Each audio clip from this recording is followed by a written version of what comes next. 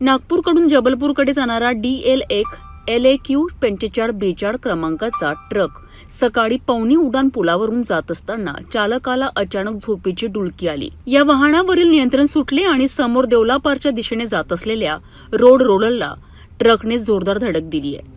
धडकेची तीव्रता इतकी होती की रोड रोलरच्या रस्त्याच्या कडेला असलेल्या सिमेंट पोलवर जाऊन आदळला। या अपघातात रोड रोलरचे पुढील चाक तुटले असून वाहनाचे मोठे नुकसान झालेत। अपघातानंतर पुलावर काही काळ गोंधळाचे वातावरण निर्माण झाले। स्थानिक नागरिक आणि वाहन चालकांनी तातडीने मदत कार्य सुरू केलेत। या घटनेत ट्रक चालक आणि त्याचा कंपाऊंडर जखमी झाले असून त्यांना उपचाराकरिता देवलापार ग्रामीण रुग्णालयात दाखल करण्यात आले आहे।